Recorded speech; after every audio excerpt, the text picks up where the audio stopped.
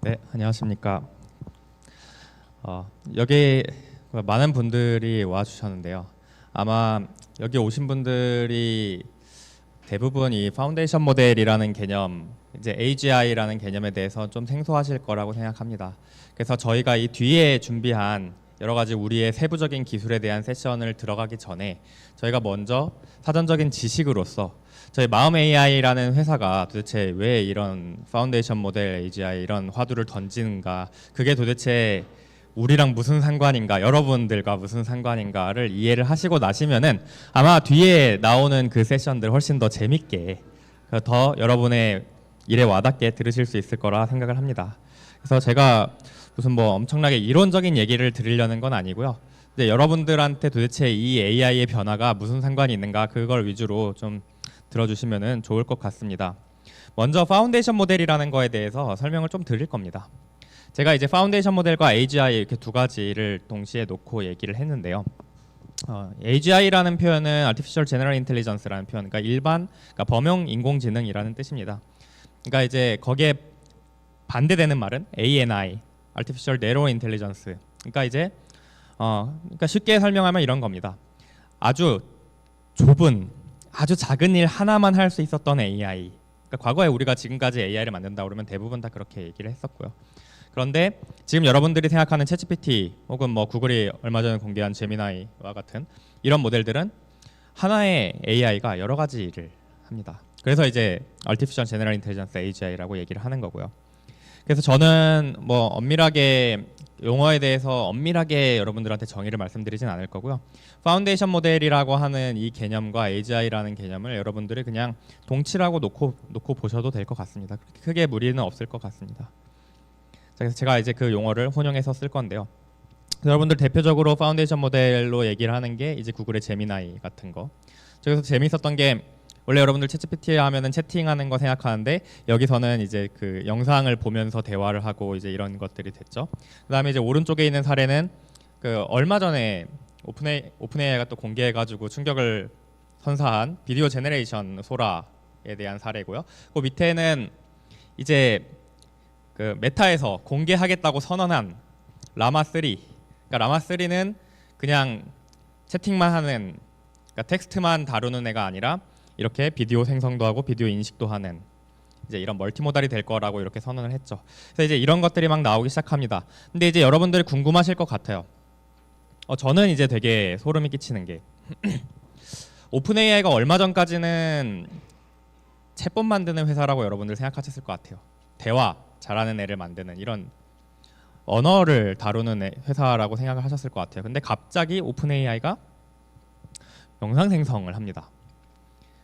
그럼 이제 이렇게 생각하실 것 같아요. 이게 서로 다른 영역인데 오픈AI가 왜 이거를 잘하지? 예전에 그 비디오 제너레이션이라고 하는 분야를 전문적으로 하던 회사들이 있는데 왜 갑자기 오픈AI가 저거를 빨리 만들 수 있지? 저는 이제 이런 걸 보면은 뭘 느끼냐면요. 오픈AI가 언어를 잘 이해하는 모델을 만든 이후에 발전 속도가 엄청나게 빨라졌구나. 다른 도메인으로 넘어가는 발전 속도가 되게 빨라졌구나라는 거, 저는 이렇게 해석을 합니다. 그 증거로 이제 이런 것도 저는 같은 맥락이라고 보는 거죠. 요건 왜 갑자기 로봇이 나왔냐? 저는 이제 이거를 로봇이라고 칭하는 게 아니라 AI 관점에서 보고 있는 겁니다. 테슬라가 요즘 그러니까 일론 머스크가 심심하면은 X에다가 우리 옵티머스가 더 자연스러워졌어요 막 이렇게 올리는 것 같아요. 그래서 이제 요거는 한 두 달 전쯤에 나온 이제 옵티머스의 영상인데 이제 옵티머스가 계란을 짚는 이런 모습이죠. 저게 지금 뭐 수트 안에 사람이 타 있거나 이런 게 아닙니다. 그렇죠? 그러니까 오른쪽은 저 옵티머스를 보고 야 우리는 저거보다 더 싸게 만들 수 있어라고 하면서 스탠포드에서 만든 모바일 알로아라고 하는 저런 로봇인데 중요한 거는 저게 탑재되어 있는 AI가 기존에 이제 우리가 로봇을 만든다라고 하면은 저 계란 잡는 게 뭐가 대수냐라고 말하시는 분들이 계세요. 로봇 하시는 분들 중에는. 근데 이제 여러분들이 여기서 읽어야 되는 건 뭐냐면은 계란만 집도록 로봇을 만드는 거는 어렵지 않습니다. 어렵죠. 어렵지만 어렵지 않습니다. 만들 수 있었어요. 몇 년 전에도 만들 수 있었지만 테슬라의 옵티머스라는 저 로봇이 계란을 집었다라는 그 사건에 여러분들이 거기서 읽어야 되는 점은 뭐냐면 AGI가 그러니까 범용적인 인공지능이 이제 할 수 있는 영역이 늘어나는 속도가 엄청나게 빠르구나. 제가 앞에서 요 얘기를 했었죠.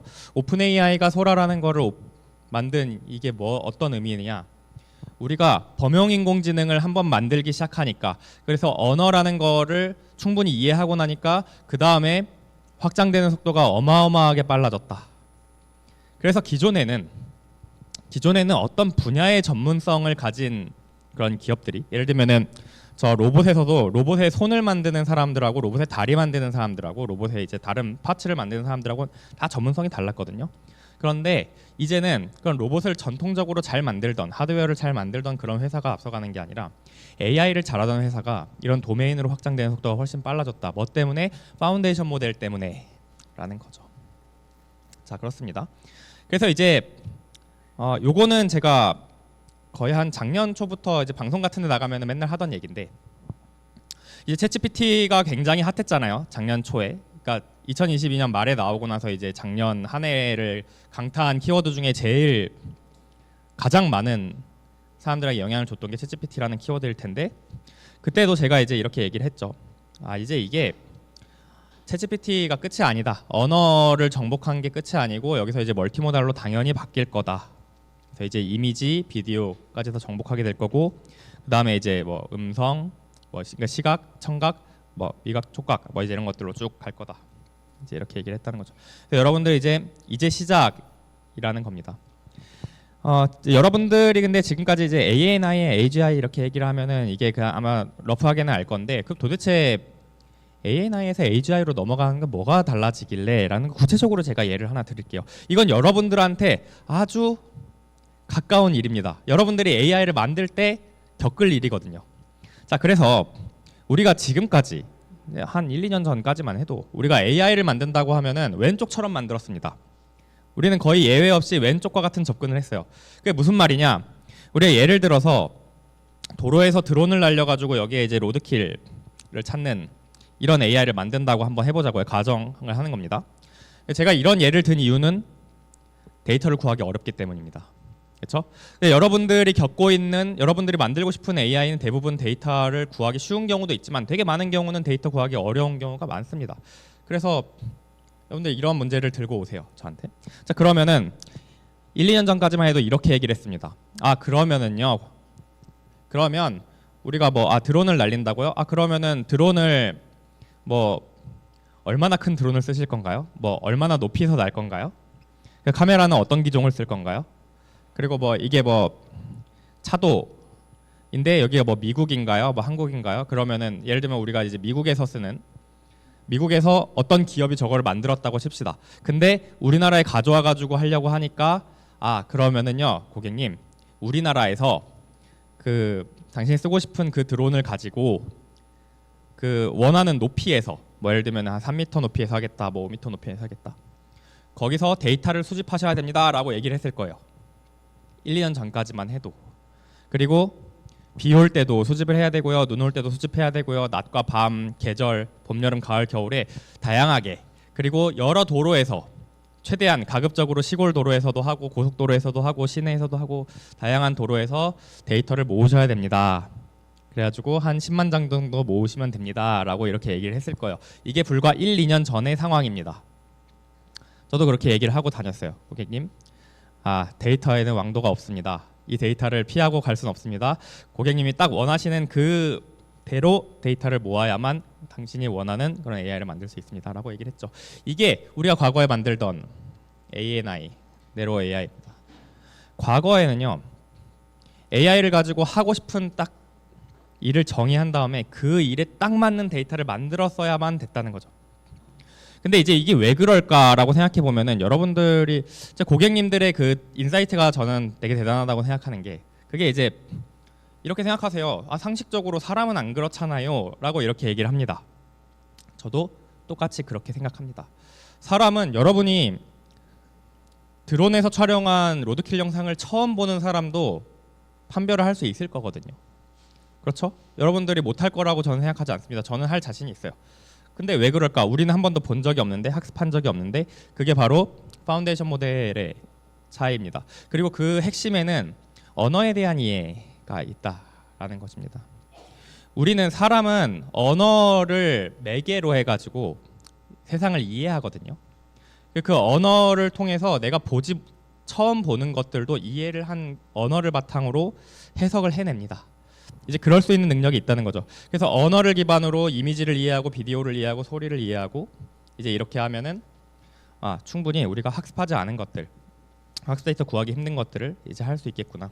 그래서 우리가 과거에는 AI를 만들 때 이런 어떤 특정한 도메인의 데이터를 만드는 거에 굉장히 집중했다고 하면은 이제부터는 이 세상을 잘 이해하는 파운데이션 모델이라고 하는 하나의 범용적인 인공지능을 만드는 거에 집중하게 됩니다. 이게 굉장히 중요한 변화죠. 그래서 여러분들 이런 얘기 혹시 들어보신 적 있나요? 저는 요즘 구글 번역을 잘 안 쓰는데 이제 번역의 퀄리티가 구글 번역보다 챗GPT가 좋다라고 알려져 있죠. 근데 이게 왜 이런 현상이 벌어지냐? 이제 상식적으로 번역 데이터를 더 많이 학습한 모델은 뭘까요? 구글 번역이거든요. 당연히 그렇거든요. 그리고 구글 번역 데이터만 엄청 많이 학습했죠. 챗GPT는 번역용으로 만든 모델이 아닙니다. 근데 왜 챗GPT가 더 잘하냐? 이게 이제 이런 문제인데 구글 번역 같은 경우는 기계적으로 진짜로 그 문장과 문장 사이에 번역한 데이터만 학습하다 보니까 어떤 문화적인 맥락이나 어떤 그 사회적인 컨텍스트 같은 것들, 문화, 사회 이런 컨텍스트를 이해해야 되는 번역에서 굉장히 어려움을 겪는 겁니다. 기존에 이제 쭉 이어져 왔던 이 문서 전체의 컨텍스트를 가지고 이거를 해석하는 이런 능력도 없고요. 그런데 챗GPT 같은 경우는 번역만 학습한 게 아니죠. 이제 그건 더 많은 것들, 주변 지식들을 다 가지고 상식들을 가지고 있는 애입니다. 그렇기 때문에 사회적 문화적 맥락을 고려한 번역이 되는 거죠. 이제 이런 일들이 벌어지고 있다는 겁니다. 이게 중요한 거는 그래서 뭐냐면 예전에 우리 상식적으로 전문가 AI라고 하면은 제가 이제 태스크 스페시픽 AI라고 표현을 하는데 어떤 거 하나만 잘하는, 어떤 거 하나만 잘하게 학습된 AI가 예전에는 더 잘했죠. 범용적인 AI보다. 그런데 이제는 범용적인 AI가 전문가 AI를 뛰어넘는 이제 그런 일들이 벌어지고 있다. 그래서 저는 이제 이렇게 생각합니다. 제가 아까 유태준 대표님이 처음에 오프닝 하실 때도 말씀하셨는데 그 2016년, 17년쯤이 굉장히 중요하게 AI 씬이 변하던 시기거든요. 그때 나왔던 게 뭐냐면 이제 우리가 통계적인 AI에서 엔드투엔드 딥러닝으로 넘어가자라고 할 때였어요. 이제 그때 한번 엄청나게 큰 변화가 있었거든요. 근데 저는 그때만큼의 큰 변화가 또 이번에 벌어질 거다. 그게 바로 ANI에서 AGI로 넘어가는 시대. 그러니까 이제 파운데이션 모델이 주축이 돼서 넘어가는 시대에 우리가 AI를 바라보는 관점 그리고 AI를 만드는 방법론, 우리가 AI를 대해야 되는 접근법들이 달라질 거다라는 거고 이제 제가 그 얘기 하려고 지금까지 이제 서론을 얘기한 겁니다. 제가 그냥 이렇게 막 얘기를 하면 여기까지만 얘기하면 아마 되게 뜬구름 잡는 그래서 어떻게 하라는 거야 일 것 같아요. 그래서 제가 이번에 이 키노트를 준비하면서 완전히 새로 한번 그 덱을 한번 만들어 봤습니다. 그래서 제가 만든 그래서 AGI 어떻게 해야 될 건데 제가 과거에는 여기까지만 딱 얘기하고 다녔었거든요. 근데 이제 얘기하다 보니까 여러분들 궁금해하실 것 같더라고요. 그래서 뭐 어떻게 해야 되는데 그래서 제가 처음 만든 거를 이제 여러분들한테 오늘 처음 공개하는 겁니다. 그래서 만들다 보니까 제가 또 이제 의도한 건 아닌데 재밌는 약자가 되는 것 같아서 MBTI라고 이렇게 하나 만들어봤습니다. 그래서 여러분들 이제 그 AGI 시대에 뭐가 달라질 거냐 기록하실 때 MBTI 이렇게 4가지를 달라진다라는 거를 오늘 기억하고 가시면은 좀 기억에 잘 남으실 것 같아요. 그래서 그 4가지는 뭐냐면요. 일단 모델이라고 하면은 AI 쪽에서는 이제 인공신경망을 말하거든요. 그래서 그 AI 인공신경망, 그러니까 우리 두뇌에 해당하는 인공 두뇌에 해당하는 그 모델이 달라질 거다. 그 다음에 여기는 원래 제가 이제 B라는 철자에 맞추려고 이제 벤치마킹이라는 단어를 썼는데 저 벤치마킹이라는 단어는 이제 이쪽 엔지니어링 쪽에서는 조금 익숙한 용어입니다. 저거는 이제 여러분들의 언어로 얘기하면은 그 모델을 평가하는 이밸류에이션 혹은 테스트라고 그렇게 이해를 하시면 됩니다. 그러니까 성능을 평가하는 방법이 바뀐다. 그러니까 모델의 성능을 측정하는 방식이 예전하고 달라진다는 뜻입니다. 그 다음에 트레이닝, 이제 모델을 학습하는, 그러니까 학습 데이터를 만들고 그걸 학습하는 방법이 바뀐다라는 의미입니다. 그 다음에 인프라, 이는 모델을 학습하기 위한 인프라가 과거에 비해서 커진다는 의미겠죠. 근데 이제 얼마나 커야 되는데에 대해서 제가 뒤에서 구체적으로 말씀드리겠습니다. 네, 첫 번째 모델입니다. 제가 이제 요즘 고객들을 만나면은 고객들이 되게 빨리 반응하고 계시는 부분이 이런 부분인데요. 저 굉장히 고무적이라고 생각합니다. 고객들도 과거에 이제 몇 년 전까지 우리가 네로 AI를 만들던 시대에 뭐가 어려웠는지를 이해를 하고 계시는 것 같아요. 그게 뭐냐면요, 이런 겁니다. 우리가 보통 저희 이제 고객사에서 AI 한번 만들어보자 이러면은 그 저희 이제 CTO실에서 이제 부서마다 야 니네도 한번 AI 한번 다 올려봐 이렇게 바텀업으로 해가지고 부서가 한 10개 뭐 20개가 있다고 하면은 그 20개 부서에서 AI 우리는 이런 AI 만들겠습니다. 우리는 이런 AI 만들겠습니다. 이렇게 해가지고 10개 20개 AI가 막 올라옵니다. 그래서 그거를 막 개발해요. 나눠가지고.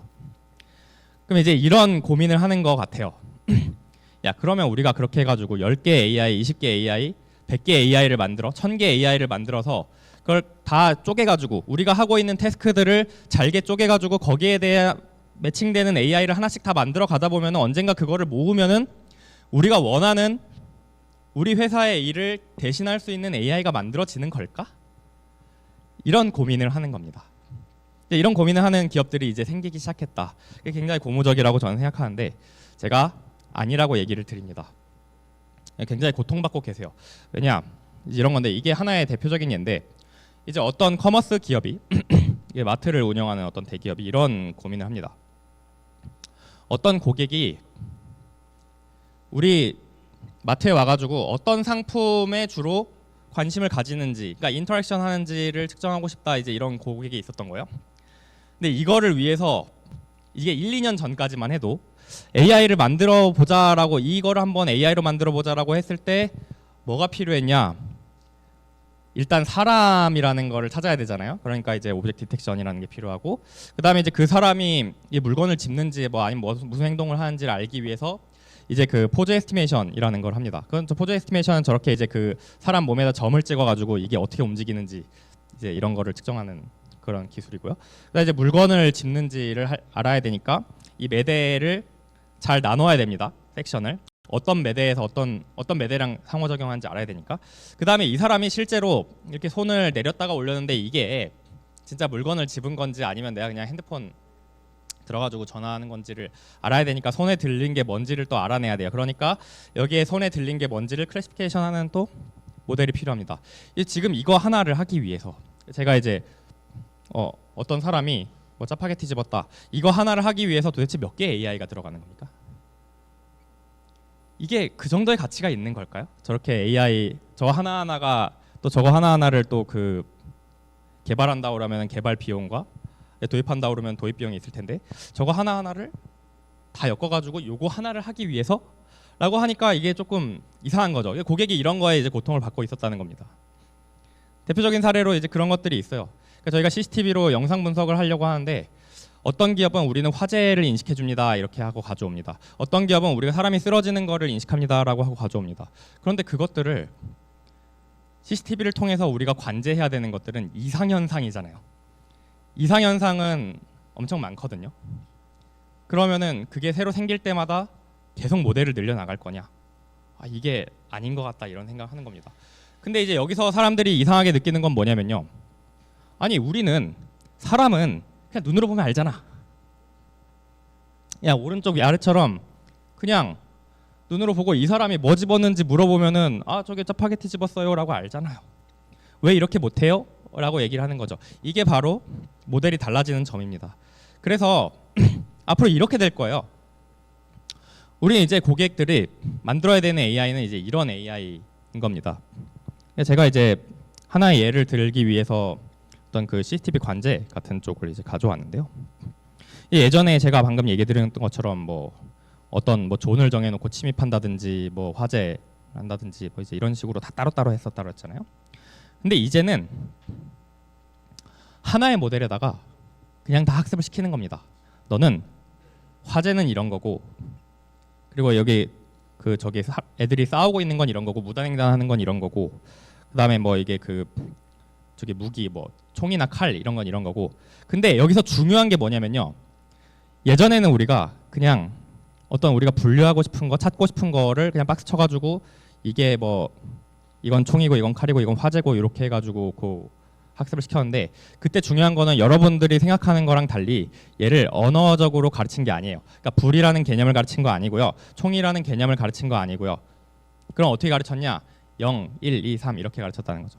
근데 이제는 파운데이션 모델에서 다른 점 뭐냐면은 이 상황이 뭔지를 언어적으로 가르칩니다. 이게 지금 저기서 어린이 보호구역에서 애들이 지금 무단횡단하고 있는 거야, 뭐 신호를 위반한 거야 라는 그 개념 있잖아요. 그걸 그냥 텍스트로 가르칩니다. 왜 그게 가능해졌냐? 랭귀지가 정복이 됐거든요. 랭귀지 모델이, 강력한 랭귀지 모델들이 나오면서 그것들이 이제 언어를 이해할 수 있게 되니까 이제 이런 것들을 할 수 있게 된 거죠. 이런 모델들은 그런 여러 가지를 엮어가지고 내가 보지 못한 상황, 그러니까 내가 이제 어린이 보호구역에서 무단횡단하는 건 봤지만, 예를 들면 고속도로에서 무단횡단하는 거는 본 적이 없다고 한번 해보자고요. 근데 이 사람은 무단횡단이라는 게, 이 AI가 무단횡단이라는 게 신호가 횡단보도가 없고 초록불이 아닌데 길을 건너는 거를 무단횡단이라는 개념을 압니다. 그렇기 때문에 학습하지 않은 것들을 할 수 있게 되는 거죠. 이제 이런 것들이 앞으로 모델이 달라지는 점일 거라는 겁니다. 이 달라지는 시대에서 중요한 거는 하나의 모델한테 여러 가지 태스크들을 가르치는 게 굉장히 중요해지는 겁니다. 그리고 그 태스크들을 가르침으로써 시너지가 날 거라는 거가 중요한 거죠. 자, 두 번째는 벤치마킹입니다. 여러분들 이제 AI가 과거에는 평가하기 굉장히 쉬웠거든요. 예를 들면은 그 사람을 찾아내는 이런 AI다라고 하면은 사람한테 박스를 친, 그러니까 테스트 셋을 한 100개 정도 사진을 넣어놓고 거기에 이제 사람이 한 200명 정도 있다고 하면은 그 200개 박스를 쳤는지 잘 쳤는지 뭐 놓친 건 없는지 아니면 사람이 아닌 거에 박스를 쳤는지 요거를 그냥 계산해가지고 정확도를 구하면 됐었거든요. 그래가지고 AI 평가하는 게 굉장히 쉬웠어요. 근데 이제는 얘가 하나의 일만 하는 게 아니잖아요. 굉장히 다양한 일을 하거든요. 그러다 보니까 이 스코어를 매기는 게 굉장히 어려워지고, 그 다음에 또 얘가 이제 텍스트를 생성해내는데 이 텍스트 생성해낸 게 얼마나 잘 생성했는지를 측정하는 게 단순히 정답이 예를 들면은 한 문장이 있는데 그 정답 문장하고 정확하게 단어 글자가 일치한다고 그게 올바른 생성일까요? 그건 아니겠죠. 의미적으로 얼마나 잘 썼고 문법을 얼마나 잘 맞췄고 단어 얼마나 잘 썼고 말투는 적절한지 여러 가지 그런 요소들이 있단 말이죠. 그러니까 이게 측정하는 게 좀 더 주관적이 됐습니다. 그래가지고 요즘은 이제 이런 게 유행하는 것 같아요. 엄청 큰 GPT 같은 엄청 사이즈가 큰 범용적인 모델로 이제 우리가 새로 만든 모델을 평가해보자, 이제 이런 것들이 오히려 더 평가를, 모델을 더 주관적으로, 직관적으로 잘할 수 있게 된다. 이제 그리고 이런 모델들이 AI 모델을 평가하는 이제 이런 방식이 사람이 평가하는 방식하고 큰 차이가 안 나더라. 꽤 괜찮은 평가 방식이 됐다. 이제 이런 것들이 나옵니다. 근데 제가 사실 여기서 드리고 싶은 얘기는 뭐냐면, 여러분들 리더보드 너무 믿지 말라는 얘기입니다. 그러니까 뭐냐면은 이제 여러분들 막 보도자료 같은 거 보면은 뭐 우리가 뭐 어떤 그 리더보드 같은 데 나가가지고 우리가 1등 했어요, 세계에서 뭐 1위 했어요, 이제 이렇게 막 나오거든요. 근데 이제 여기서 여러분들이 그 구분하셔야 될 게 뭐냐면은, 리더보드라는 거는 저런 그 대회 나가는 거는 어떤 이 평가하는 딱 정해진 데이터셋이 있습니다. 딱 어떤 특정한 항목에 대해서 평가를 하는 거예요. 그렇기 때문에 이 모델이 그 특정한 항목을 잘했다는 의미는 되지만 이 모델이 내가 원하는 것들을 잘할 수 있게 정말 똑똑한 애가 됐을까라는 거에 대해서는 보장을 못 한다는 겁니다. 그렇기 때문에 여기 보면은 막 저기 1위에 있는 거는 처음 들어보시죠? 1, 2, 3위에 있는 거는. 근데 여기 밑에 막 GPT가 막 밑에 있고 막 라마, 여러분들 유명한 뭐 라마 이런 게 이제 뭐 밑에 있잖아요. 근데 실제로 저희가 저거를 써봤을 때는 GPT나 라마가 훨씬 더 우리 고객이 원하는 것들을 잘하더라, 고객 도메인에서는. 그래서 이제 여러분들이 이제 이런 것들을 잘 알고 계셔야지 앞으로 이제 뭐 보도자료를 보실 때, 그리고 여러분들이 이제 기업에서 그 저기 실제로 AI를 도입하시기 위해서 상담을 하실 때, 이럴 때 아마 여러분들이 제대로 그 컨텍스트를 읽고 여러분들이 원하는 것들을 개발하게 될 가능성이 높다라는 겁니다. 자, 여기서 제일 중요한 건 이제 T, MBTI 중에서도 T인데요. 이 학습에 대한 개념이 굉장히 많이 바뀔 것 같아요. 굉장히 많이 바뀌고 있습니다. 그래서 저는 이제 어떻게 느끼냐면요. 예전에는 우리가 AI를 학습시키기 위한 학습 데이터를 만드는 게 라벨링이라고 얘기했잖아요. 데이터 라벨링이라는 표현을 많이 썼잖아요. 왜냐면 진짜 데이터 라벨링이거든요. 그냥 단순 작업입니다. 그냥 사진에다가 이렇게 박스 치는 거. 그리고 이게 그 클래스, 요게 이제 뭐 클래스 0, 1, 2, 3, 4, 5 중에서 뭔지 0인지 3인지 5인지 그냥 단순하게 막 찍고 체크하고 넘어가고 이거를 뭐 10,000번, 10만 번 반복하는 이제 이런 작업이 데이터 라벨링이었단 말이에요. 왜냐하면 그때는 어떤 한 가지를 잘하게 만들기 위해서 되게 비슷한 데이터셋을 여러 개 만드는 게 되게 중요했거든요. 그러니까 데이터를 라벨링을 효율적으로 많이 하는 게 되게 중요했죠. 자, 근데 이제 파운데이션 모델은 얘 언어를 익히내기 때문에 얘한테 많은 정보를 줄수록 좋습니다. 그러니까 무슨 말이냐면 예전에는 그냥 이렇게 사람한테 박스 치고 이거는 펄슨이라고 하는 0이라고 하는 클래스다 이렇게 얘기를 했는데 이제는 여기에 이제 이 이미지 자체를 묘사해 가지고 알려주는 게 되게 중요해졌다는 겁니다. 그러니까 이제 이것도 저게 그냥 펄슨이 아니라 fallen person이라고 한 글자를 더 붙여주면은 얘가 더 많은 맥락을 이해를 하게 된다는 겁니다. 그러니까 fallen이라는 개념을 이제 익히게 되는 거예요. 그다음에 되게 재밌었던 게 제가 저기 이제 학습하지 않은 이미지거든요. 포토홀이라고 하는 데이터는 이제 그렇게 흔한 데이터가 아니기 때문에 포토홀이라는 거를 얘한테 학습을 한 적이 없는데 얘가 그러니까 포토홀이라는 단어는 못 들어봤으니까 몰라요. 근데 홀이라는 단어를 아니까 저게 저거 구멍 뚫려 있잖아 이래가지고 저 홀이라는 단어에 반응해가지고 저걸 찾더라고요. 그러니까 이제 이게 오른쪽에 있는 것도 되게 재밌었던 게 보통 우리가 셔츠라고 하면은 여기랑 여기 이렇게 두 개 쳐야 될 것 같잖아요. 그렇죠? 근데 앞에다가 핑크 셔츠라고 하는 이 형용사를 붙이니까 여기 있는 이쪽에 있는 셔츠는 안 찾고 이쪽에 있는 셔츠만 찾더라. 그러니까 이제 얘가 언어를 이해하고 있기 때문에 이런 것이 가능하다. 그러니까 이제 여러분들이 앞으로는 이제 학습시킬 때 그 사람과 사물의 개념, 그 다음에 오브젝트랑 오브젝트 사이의 이제 관계, 그 다음에 이제 시간의 변화에 따른 행동, 이제 이런 것들을 이제 묘사하는 데이터셋이 필요해진다라는 겁니다. 자, 그래서 이제 저희가 실제로 이런 방식으로 접근을 하다 보니까 최근에 굉장히 재밌는 결과를 하나 찾았는데요. 보통 이제 우리가 한국어를 잘하는 언어 모델을 만들어야 된다라고 하면은 우리 어떻게 해야 되냐를 생각했을 때 일단은 보통 이거 다들 그렇게 얘기할 거예요. 기업들이나 정부나 다 그렇게 생각합니다.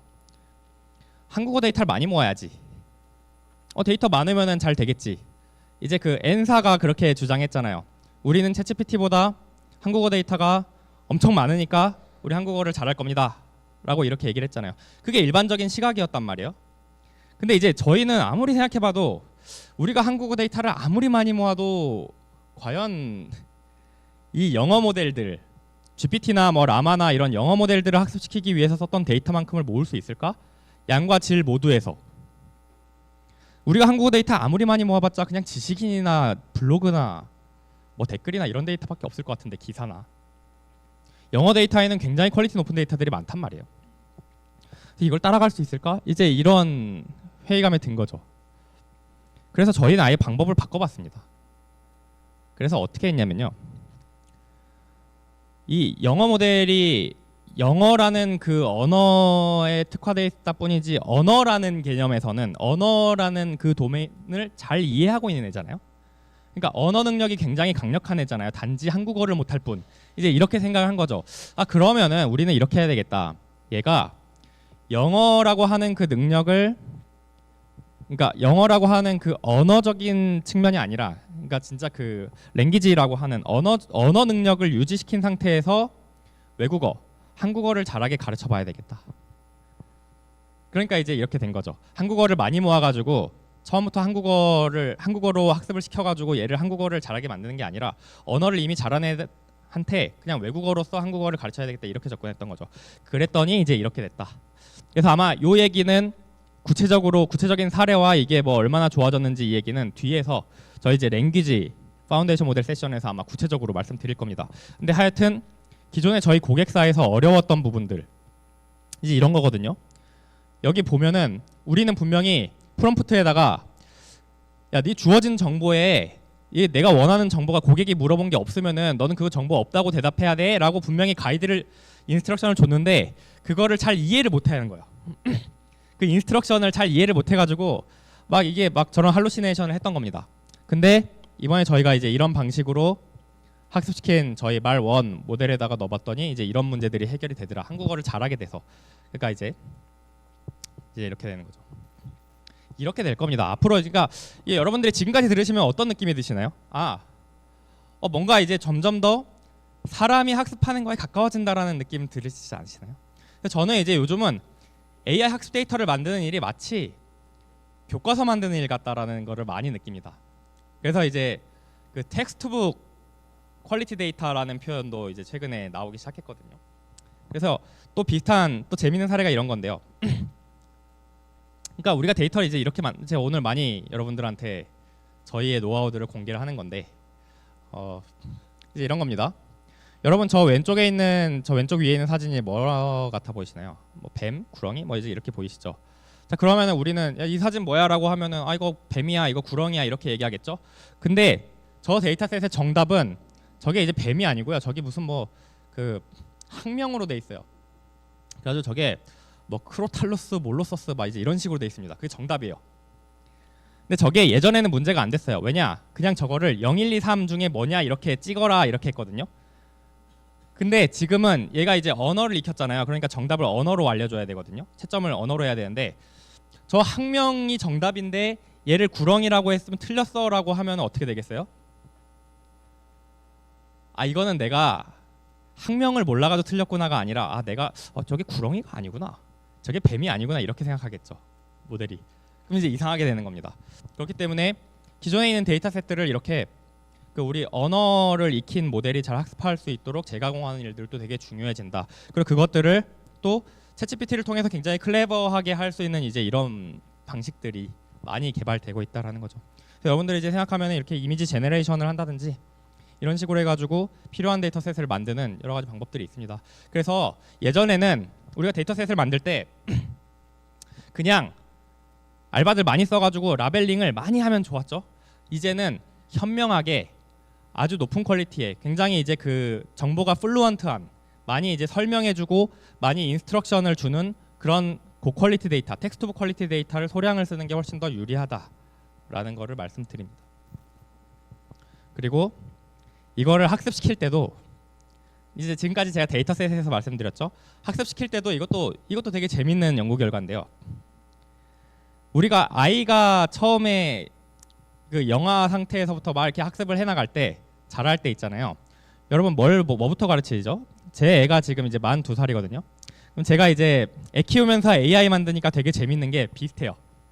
근데 뭐냐면은 처음에 단어 카드부터 보여주잖아요. 단어 개념부터 배웁니다. 그렇죠? 처음부터 막 문장을 읽고 막 복잡한 시나 막 이런 것들을 읽고 이런 게 아니잖아요. 처음에 단어부터 익히고 그 다음에는 그 단어의 속성을 또 배웁니다. 이게 뭐 무슨 색인지, 이게 뭐 무슨 모양인지, 이게 뭐 고장 났는지, 뭐 부서졌는지 이제 이런 것들을 그런 속성을 또 배우고 그 다음에 나와 이 오브젝트의 관계를 또 배웁니다. 이제 이런 식으로 순차적으로 좀 더 어려운 걸로, 그러니까 처음에 단순한 거에서부터 점점 어려운 걸로 이렇게 학습해 가거든요. AI도 똑같이 이렇게 학습하면은 성능이 또 좋아집니다. 그래서 저희가 모델 학습할 때도 오브젝트 개념을 먼저 가르치고 그 다음에 이제 뭐 글자 같은 거를 가르친 다음에 그 다음에 좀 더 복잡하게 이미지를 설명해봐라. 그 다음에 이미지에 대해서 퀘스천 앤서링을 한다. 이제 이런 식으로 점점 복잡한 식으로 갔을 때 학습이 잘 되더라. 그러니까 이제 이런 것들, 제가 지금까지 설명드린 것들 관통하는 한 가지는 뭐냐면 점점 더 인간다워진다. AI를 학습시키는 것이 인간다워지기 때문에 그 학습시키는 데이터를 접근하는 자세도, 데이터를 만드는 방법도, AI를 학습시키는 방법도 바뀌어야 된다라는 겁니다. 여러분들 이런 생각을 가지는 것만으로도 아마 여러분들이 앞으로 이제 AI를 도입하실 때 굉장히 많이 도움이 되실 겁니다. 근데 마지막으로 이제 AI 인프라는 확실히 예전보다는 최소한의 인프라를 좀 더 많이 요구를 한다라는 점입니다. 그래서 저희 회사를 혹시 투어해 보신 분들은 아시겠지만 저 안쪽에 저희 데이터 센터에 안에는 이런 서버들이 들어가 있습니다. 여기에 있는 제가 이걸 왜 찍었냐 하실 수 있는데, 여기 있는 요 금색 빛깔의 영롱한 요거 한 대가 지금 한 6억 정도 하는 DGX H100이라고 하는 물건입니다.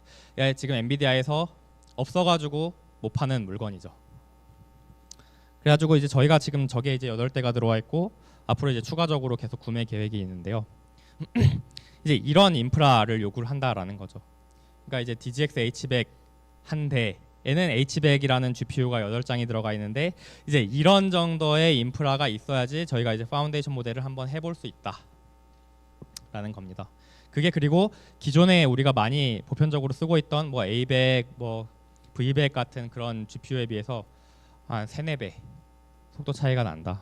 그래서 이제 여러분들이 아마 너무 작은 기업들은 그래서 앞으로 이제 이 파운데이션 모델 시기에 최소한의 인프라를 갖추는 것이 어려워가지고 좀 어려움을 많이 겪을 것이다 라는 얘기고요.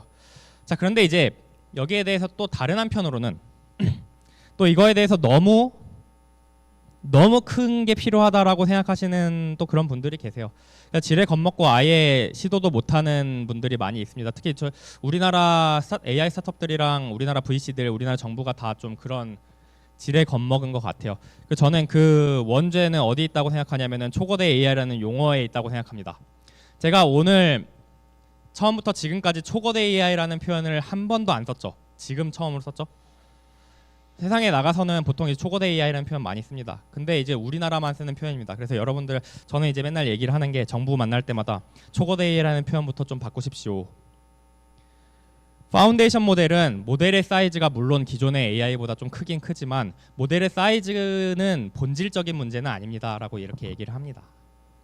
그래서 보통 지금 최고 수준 성능을 내기 위한 모델 사이즈가 어느 정도 돼야 되느냐 연구들을 쭉 보면요, 1빌리언에서 한 100 빌리언 정도 그 사이 안에서 대충 어느 정도 다 나오고 있거든요. 참고로 GPT-4 같은 경우는 여기 제가 1트릴리언이라고 썼는데 업데이트 되기 전이고 공개한 바에 따르면은 2트릴리언, 그러니까 2000 빌리언에 달한다고 합니다.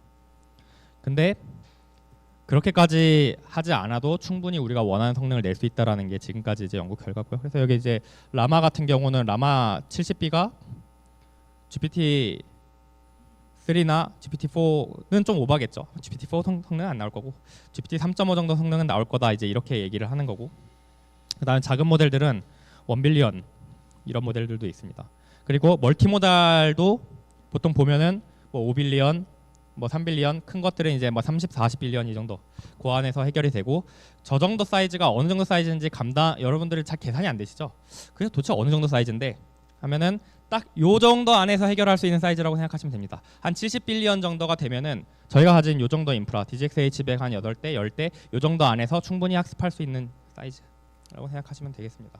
저거보다 더 커져가지고 뭐 저기 GPT-4 같은 거 만들려고 하면은 진짜 뭐 몇십만 장의 H100 이런 게 필요하겠죠. 근데 그런 것들은 이제 글로벌 빅테크들이 할 일이라고 저는 생각하고요. 어차피 그런 것들은 만들어도 여기 계신 여러분들이 그 기업의 AI를 만들 때는 쓰지 못하는 사이즈잖아요. 그러니까 딱 요 정도 사이즈. 그리고 이런 사이즈가 좋은 거는 여러분들이 기업의 AI로 도입하셔가지고 쓸 때 크게 부담이 안 되는 사이즈입니다. 그러니까 여기는 요거를 제가 겁을 드렸지만 요건 이제 학습할 때 이 정도가 필요하다는 거고요.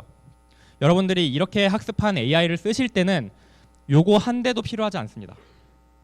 저거 한 대가 아니라 저기 들어가는 GPU 한 장 정도면 충분히 여러분들이 사용하실 수 있게 될 겁니다. 자, 그래서 이제 결론을 제가 내릴 건데요. 앞으로 우리 AI 기업이 도메인으로 확산하는 도메인 장벽이 낮아질 겁니다. 무슨 말이냐? 아까 앞에서도 제가 얘기했지만 원래 그 오픈 AI가 비디오 생성하던 회사 아니잖아요. 근데 비디오 생성을 누구보다 잘하는 회사가 됐죠. 불과 몇 개월 만에. 테슬라 로봇 하는 회사가 아니었는데 로봇을 잘하게 됐죠. 불과 1년 만에. 그 이유는 파운데이션 모델을 하던 회사다. 공통점은. 테슬라가 이렇게 얘기를 합니다. 우리가 자율주행에 쓰이는 기술이랑 로봇에 쓰이는 기술은 똑같다. 왜냐? 우리 AI는 어떤 태스크 스페시픽한 AI가 아니라 카메라로 들어온 정보를 눈으로 보고 계획을 세워서 디바이스를 컨트롤하는 AI이기 때문이다. 그런 차원에서 우리는 자율주행차랑 로봇이 똑같다고 생각한다. 이렇게 얘기를 합니다. 이제 이게 달라지는 부분이에요. 파운데이션 모델에서 달라지는 부분은 이겁니다. 챗GPT가 그렇죠. 텍스트를 쳐가지고 물어보면은 텍스트로 대답한다 라고 하는 그 본질에 해당되는 것들을 다 할 수 있었던 겁니다. 그렇죠? 그러니까 이제 번역도 하고 요약도 하고 보고서 생성도 하고 시도 짓지만은 뭐 마케팅 문구도 만들고 여러 가지 일들을 할 수 있는 거죠. 그렇죠? 그게 바로 파운데이션 모델의 특징이고, 그렇기 때문에 AI 기업이 도메인을 확장하는 속도가 굉장히 빨라질 것이다. 그러니까 아마도 도메인 기업이 AI를 도입하는 속도보다 AI 기업이 도메인을 확장하는 속도가 더 빠를 것이다. 이제 이런 말씀을 드리는 거고요. 그래서 이제 마지막 결론입니다. 여러분들 이제 이게 관심이 있으시겠죠? 여러분들 각자 이제 여기 많은 분들이 기업에 소속해 되실 거라고 생각하고, 그러니까 우리 기업이 AI를 어떻게 만들어야 돼? 어떻게 도입해야 돼라는 거에 관심을 가지고 계실 겁니다. 그래서 여러분들이 이제 쓸 수 있는 것들이 여러 가지가 있습니다. GPT, 바드 같은 그런 오픈된 아주 강력한 범용 모델들, API로만 쓸 수 있는 이제 이런 것들이 있죠. 이것들을 당장 가져다 쓰는 것도 여러분들이 할 수 있는 선택입니다. 그리고 우리는 저거 정보 유출 때문에 걱정되니까 우리는 온프레미스를 해야 되겠다. 이제 오른쪽에 있는 것 같은 뭐 라마와 뭐 여러 가지 오픈 소스 LLM을 쓰는 것도 하나의 방법입니다. 근데 궁극적으로 여러분이 하고 싶은 거는 이 위쪽에 있는 걸 것 같아요. 여러분의 도메인의 전문가 AI를 만들고 싶다. 왜냐, 여러분이 내부에만 가지고 있는, 외부에는 GPT가 절대 학습하지 못했을 우리 기업만 가지고 있는 데이터들이 엄청나게 많이 있을 것이기 때문에 그것들을 스몰 LLM들의 학습을 해서 우리 회사만의 LLM, 더 나아가서는 멀티모달 파운데이션 모델을 만들고 싶다라는 게 아마 여러분들의 궁극적인 목표일 것 같습니다. 여러분들이 만들려는 거는 그래서 이 오른쪽에 있는 이런 것들일 거예요. 여기 보시면은 이거는 이제 파운데이션 모델을 의료 분야에다가 쓴 사례를 하나 본 건데, 여기 보면은 여러 가지 데이터셋들이 있죠. 뭐 엑스레이 데이터도 있고 차트, 텍스트 데이터도 있고, 그러니까 이미지 데이터도 있고 텍스트 데이터도 있다는 뜻이죠. 비디오도 있겠죠. 어떤 도메인에서는 뭐 소리 같은 것도 있을 겁니다. 그리고 뭐 통계 자료, 이런 정형 데이터들도 있겠죠. 이런 여러 가지 데이터들과 그다음에 여러 가지 태스크, 우리는 환자들의 그 질병 예측도 해야 되고요, 진단도 해야 되고요, 약 처방도 해야 됩니다. 이 여러 가지 태스크들을 하나의 모델에다가 학습한다. 여러 가지 유형의 데이터와 여러 가지 태스크들을 하나의 파운데이션 모델에다 학습하는 이제 이런 일들을 여러분들이 해 나가셔야 된다. 그리고 그렇게 했을 때 진짜로 여러분들 기업에 숙련된 전문가 수준의 AI를 만들 수 있을 거고, 그렇게 숙련된 전문가 수준의 AI는 지금까지 우리가 해왔던 것처럼 그냥 단순 상담 정도만 하는 데서 그치는 게 아니라 진짜 여러분 기업에 필요한 사람의 그 인력이 많이 들어가는 전문가의 일을 할 수 있을 것이다. 이제 그런 AI를 만드는 일을 저희 마음의 AI와 할 수 있으면 저는 영광이라고 생각하고, 그래서 저희가 이제 앞으로 일단 저희가 인력적인 캐파의 한계가 있기 때문에 업종별로 대표 기업한테 파운데이션 모델을 만들고 운영하는 해드리는 이제 이런 일들을 저희가 지금 추진하고 있습니다. 그래서 여기에 오신 분들께서 이제 이런 내용, 오늘 들으신 내용들을 가지고, 그리고 뒤에 이제 그 도메인별로 랭귀지를 어떻게 하고 비디오를 어떻게 하고 그다음에 이제 콜센터에서 어떻게 하고 요즘 도메인별 세션들을 다 들으신 다음에 결단을 내리셔서 저희와 함께 뷰티 전문가 AI, 보험 전문가 AI, 또 뭐 산업 전문가 AI들을 만드는 그런 일들을 같이 해나갈 수 있으면 영광일 것 같습니다. 제 강의 예상보다 조금 길었지만 여기까지 하고 다음 세션으로 넘어가도록 하겠습니다. 감사합니다.